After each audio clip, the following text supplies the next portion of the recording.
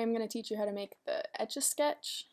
So first you launch Flash, and we're going to choose an ActionScript 3.0. It's just the simplest version to make a little video. Then you're going to have your stage right here. The first thing you want to do is import a photo. So I usually import to the stage an image off of the desktop, and that's going to be on your first layer. And what you want to do is modify, free transform your image to the size that you want. I think that's pretty good. There we go. Then what you want to do is lock this layer so that it can't be changed. Then you're going to insert a new layer right here. And the second layer is where we're going to be doing all of our Etch-a-Sketching. The easiest way to do this is you use the zoom tool and you zoom in like that, so that way you can pay a little bit more attention to detail. Okay, the first thing you want to do is you want to make sure that there's a frame inserted here. So the shortcut to insert a frame is F5. If you're using a Mac to make the function keys work, you just hold the FN key in the bottom left-hand corner to make sure that a frame is inserted. And then you go all the way to, I don't know, let's just say 100 frames, and insert another frame there. And we're going to do the same with this second layer. We're going to insert a frame here. That way the image will stay underneath the whole time, because otherwise it won't. And then this right here is where we're going to build our mini video. So I usually like to start on the second frame.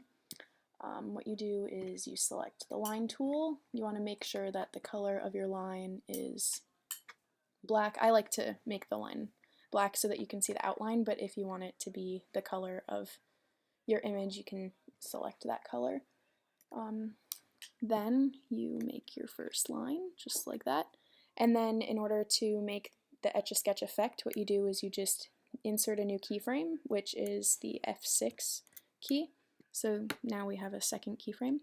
And then you just go from that point, you make another line, F6, another line, F6, and you just keep doing that until you have the entire image outlined. Now we've done pretty much the whole stem already. Alright, so I've done a little bit more of the lines, and as you can see they look a little messy right now, but a really nice way to fix that is you choose the selection tool, and then if you just go next to it, then you can round out your edges a little bit to make them a little bit more realistic looking, like so. So then you can have more of a petally shape. Another thing is if you want to make each change that you've made, like when you've altered this, its own frame, then you just hit the F6 after you adjust each one. Like this is what it looks like so far, and then they all adjust themselves at the same time. But if you wanted it to like adjust along the line, then you just make a little adjustment and then hit F6, make a little adjustment, hit F6. I'll do that for the next part of the rose. So as you can see, here is a more complete outline of the rose, and when I play it back for you, you can see how there it adjusts itself all at once, and then when it keeps going it starts to adjust itself in a more fluid way because I made a new keyframe after each time that I adjusted the line. Right there you can start to see it a little bit better in the Etch A Sketch movie.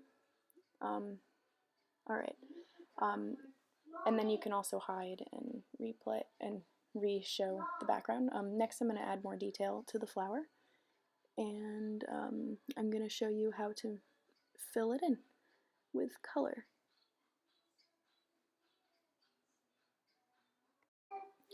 So here is a video of the Etch A Sketch with a little bit more detail added to the rose on the inside. As you can see, I added more keyframes by adding a frame to 150.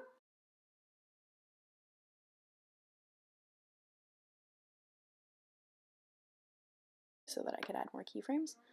And I made each part, like I filled out the flower by making a bunch of different shapes so that you can fill in each one with a different color.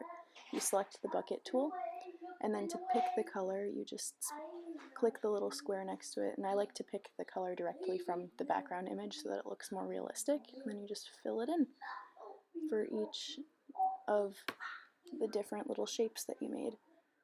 So for the stem, I made it that color green, and then for the leaf, and then for the stem, I'll make it a different shade of green, like so.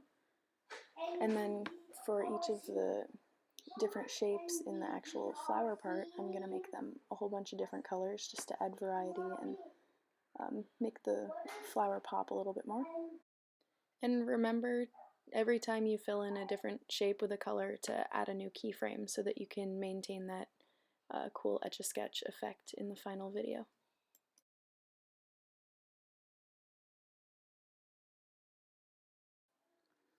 And then after I'm done filling in each of these little shapes with different colors for the flower, I'm going to show you the replay of the final Etch A Sketch animation, both with the rose in the background and then without the rose in the background.